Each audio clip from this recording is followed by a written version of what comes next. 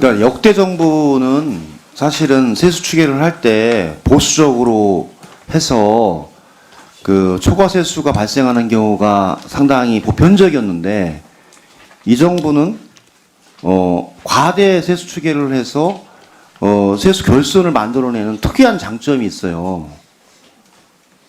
그리고 그에 따라서 계속 문제를 좀 파생시켜 나가고 그래서 뭐 특별한 이유가 있나요? 간단하게 여러 번 질의했기 때문에 그 추계로 지금 이제 2년 차가 동일하게 나타났고 내년도 내년은 뭐 낙관적으로 전망을 하시는데 이 문제에 관해서 조금 조정할 필요가 있지 않나요? 그러니까 첫 시작이 틀리니까 계속 문제점을 꼬리에 꼬리를 물고 문제가 계속 파생하고 대책에 나온 방식으로 예산안도 편성되고 지출도 편성되고 지방에도 문제가 되는 그런 문제가 있는 것 같아요. 네, 뭐 저도 몇 번 말씀을 드리긴 했습니다만 간단하게. 네, 그러니까 네. 세수 추계 오류에 대해서는 다시 한번 저희가 좀 무거운 책임을 느끼고요. 아마 저기 코로나 이후에 여러 가지 구조적인 변화, 자산 시장이나 기업들의 실적 이런 부분들이 또 과대 추계, 그러니까 과소 추계와 과대 추계의 를 나타냈습니다. 그래서 저희가 그걸 정확히 여기 추계할 수 있도록 네. 최선 노력을 하겠습니다. 네. 그리고 일례로 2022년 5월에 마지막 추경에서 전체 추경액이 얼마였죠? 61조 아니었습니까? 네, 그렇게 알고 그렇죠. 있습니다. 59조 예산안을 해서 61조로 최종 결정돼서 윤석열 정부 5월 9일 취임 이후 시원하게 61조 썼어요. 그럼 당시에도 그런 개념이었다면 61조 추경을 하지 말았어야죠. 5월 9일 정부가 집권한 이후 그런 기조를 유지했다면 세수 잉여금으로 해서 넘겨버렸어야죠. 다 쓰고 필요할 땐 써서 6월 지방선거 시원하게 하시고 그다음부터 추경은 없다. 그런 기조가 저는 일관적이지 않다라고 봐요.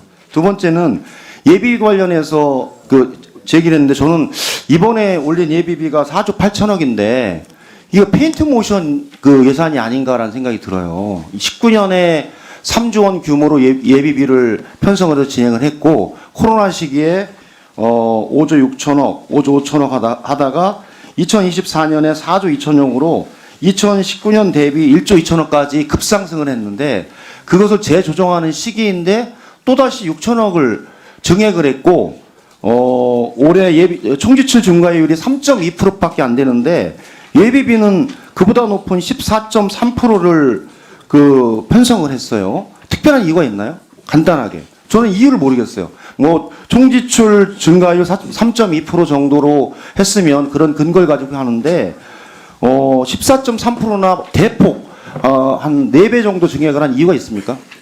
뭐 저희가 보기에는 뭐 여러 가지 글로벌 정세라든지 그다음에 재재난 부분들의 불확실성이 커졌다고 판단을 한 겁니다. 근데 실제로 보면 올해 러우 전쟁이라든지 중동 전쟁이라든지 이런 거는 벌써 2년 전에 예측 가능한 국제 정세로서 예측 가능한 부분이고 재해 부분도 평상시를 벗어나지 못해서 일어나는 거라 그 근거가 제가 보기엔 불분명해요. 올해 4조 2천억 예비비 중에 현재까지 지출한 금액이 대략 얼마로 집계됐습니까? 올해는 이 차관이 답변하셔도 됩니다.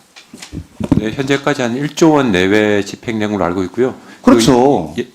그 정도 집행이 된다고요, 매년. 그렇게 해서 나오는데, 그러면은, 당초 추계를 잡을 때 3조 원 내외로 우리 정부가 유지해왔고, 총지출 증가율에 상승률에 준하는 정도로 부분으로 증가하면서 조정을 했는데, 이런 문제는 심각한 문제인 것 같아요. 그리고 예산안 심사에 페인트 모션으로 숫자를 사용하기 위해서 한 게 아닌가에 대한 심각한 우려가 들어서, 저는 2022년 수준의 총지출 증가율 정도를 증가율을 매년 했던 수준 정도로 예비비를 좀 조정하는 게 필요하다. 그래서 올해 4조 8천억 예비비는 대폭 삭감이 필요하다는 의견입니다. 두 번째는 그리고 사실은 행안부나 다른 부처에도 재해 관련한 예비비가 한 9천억 정도가 편성이 되어 있기 때문에 각 부처가 가지고 있는 그런 예비비로도 충분하게 긴급 대응할 수 있는 여력이 있는 상황이라고 봅니다. 두 번째는 넥슨 관련해서 고액 주식으로 받았지 않습니까? 당초 물납으로 받은 주식 총액이 얼마였죠? 1차관 답변 드리겠습니다. 4조 7천억이었습니다. 4조 7천억이었죠. 이번 예산안에 담은 게 얼마였죠? 3조 7천억 담았습니다. 그러면 당초 4조 7천억의 넥슨 물납 주식 관련한 부분에서 3조 7천억으로 1조 원 내려서 잡은 이유는 뭡니까? 그거를 저희가 뭐 3조 7천억에 팔겠다는 이야기는 아니고요. 4조 7천억에 한 80% 정도를 담았고요. 그 부분은 분할 매각도 될 수가 있는 부분이고 그런 거를 고려해서 저희가 100% 담지는 않았습니다. 그러면 4조 7천억 물납 시기에 해당 시기에 그 상장 주식이기 때문에 그 주가로 물납을 받는 거 아닙니까? 네, 그렇습니다. 그렇죠.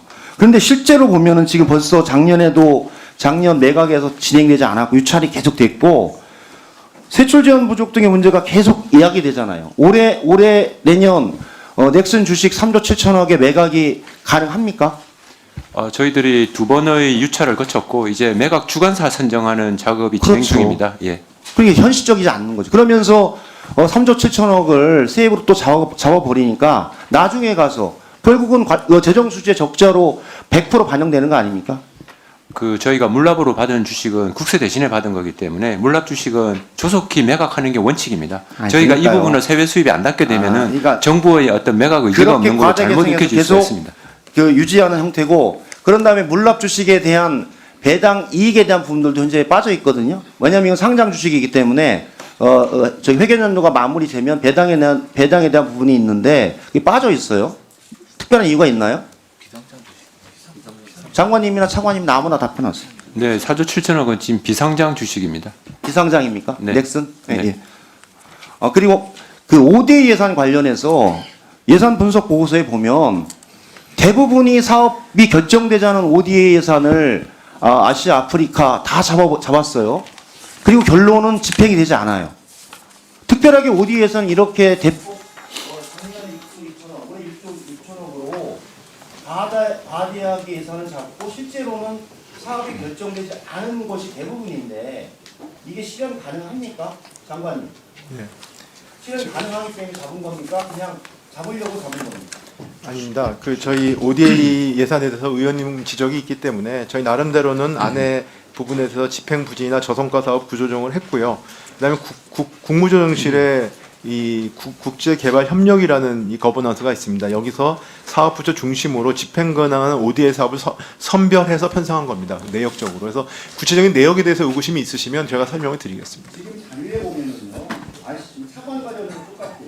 아시아, 아프리카, 중동, 민간기구 협력 차관이 대부분 다 사업 승인이 되지 않은 사업이에요. 차관 관련해서.